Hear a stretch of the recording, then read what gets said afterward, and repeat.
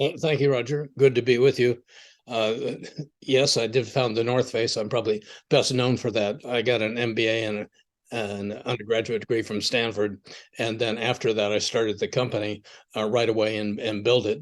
I ran it for 20 years. I've now sold that. That company from Chile is like the continuation of the North Face for you. So is it? Oh, it is.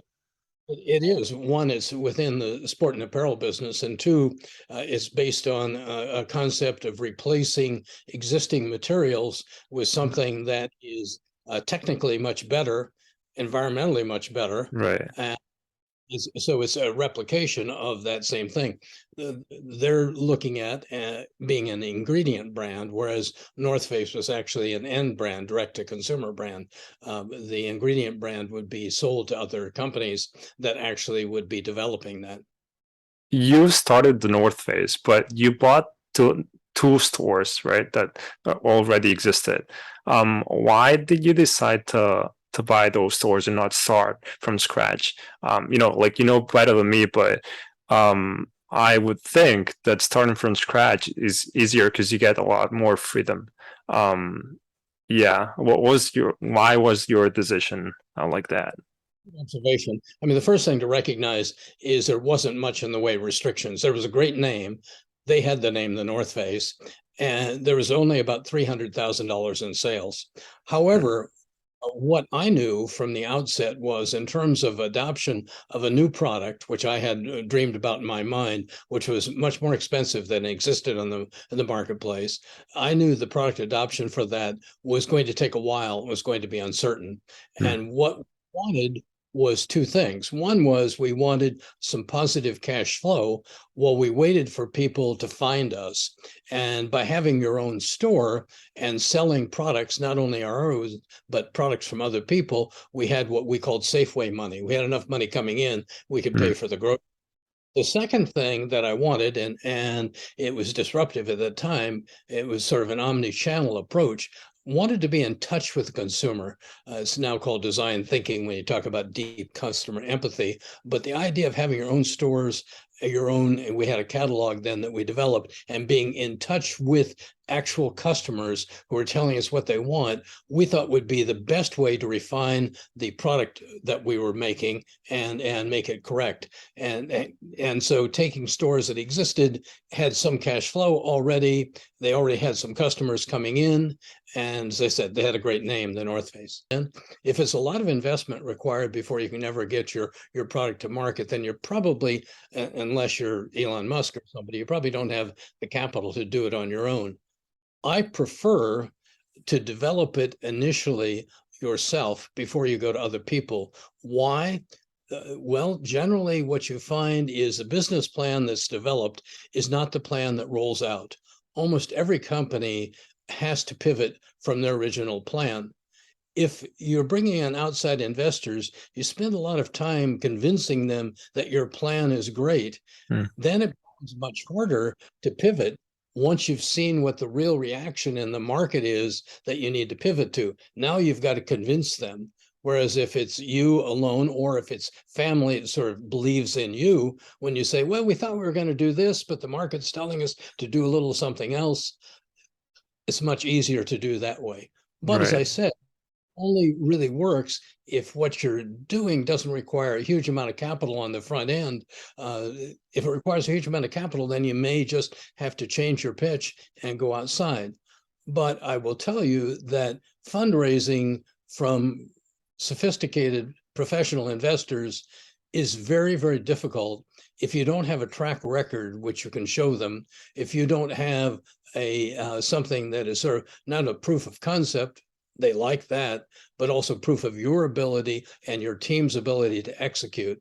Much easier to convince angel investors that look at things which are not fully developed. Wow.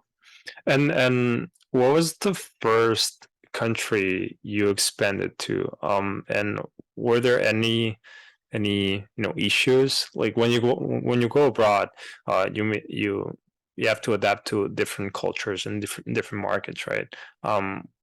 Was it hard in that way, or uh, you Well, you spoke the same language?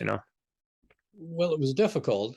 What we did was sell uh, in Europe, in particular, through initially a catalog. We didn't have e-commerce at that time, Mm, and our catalog out there. The first real physical move that we made to establish something happened to be in Japan, which might not be the first market that anybody else would choose, because you have a language difficulty there. You certainly have a cultural difference from the US, mm, but they appreciate very good product there. And we were making the best product in the world. And so they were really drawn to us. And so we went over there and talked with them and ended up getting a distributor as a partner. So they set up the infrastructure. They knew the various differences in the way the things were marketed. There were a lot more layers of distribution that you set up, and we were able to do that. So when we knew we wanted to go out there, we didn't take the risk of putting our own capital in to do that.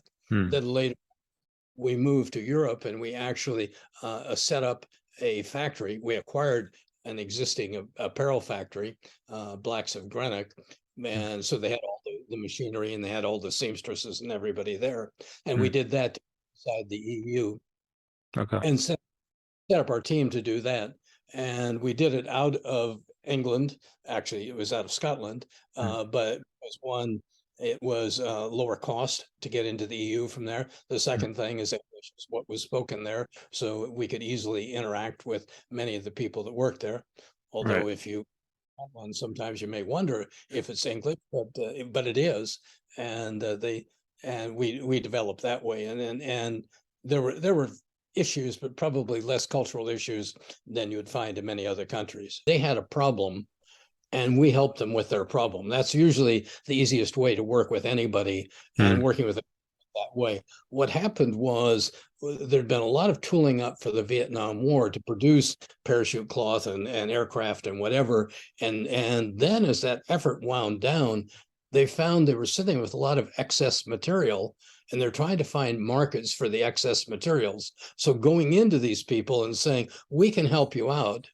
And none of the materials that were being used at that time cost as much as the ones we bought, but they would have been infinitely larger if they'd only been developed for our industry, because they were developed for this large governmental industry. Then they were acceptable in price. you guys didn't pay any royalties to the military? No. But we used their materials, Okay. and there was no material that was exclusive to them at the time we did it.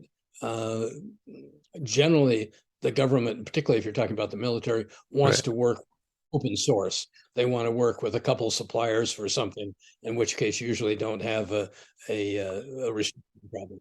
Yeah, I mean, and I guess that's a good idea also for you guys because the R&D was already done by them, so it's way cheaper. And the R&D and the volume production. If you try to produce a woven fabric, you have to produce tens of thousands of yards to be able to get to any reasonable economic price.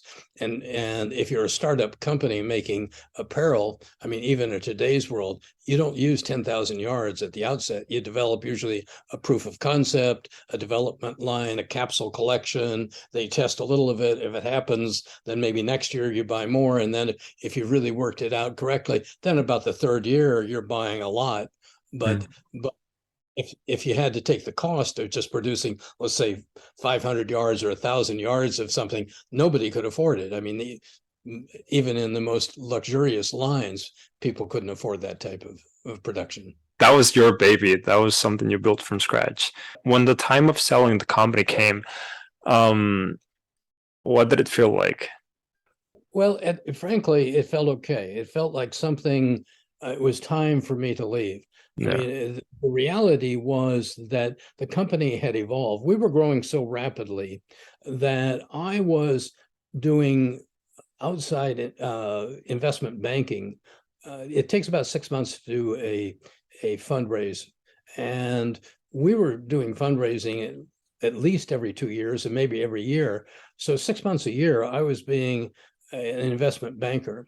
And that wasn't what I liked, isn't what I was trying to do when I built the business. I had no concept of doing that. Had I had that concept, I would have gone into investment banking, but that wasn't what I was doing. the second part about that was we were bringing in so many people from the outside. I was constantly battling with people to try and explain what our brand was about, why we held to what we were doing. And so I was spending time fighting with people that I brought in that I needed financially to grow the company. And so I finally went through another one of those rounds of fundraising. I'd raised 10 million that we needed to come in, but one of my board members who had been very supportive of me for a long time, he came to me and said, "Hap, you said that, when it wasn't fun anymore, you weren't going to be around, and it looks like it's not fun anymore.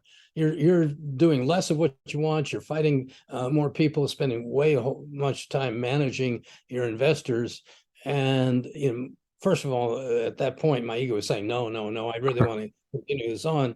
But then having listened to him and what he was saying and looking at the landscape that was out there, I said, you're right. It is time for me to sell and somebody else to come in.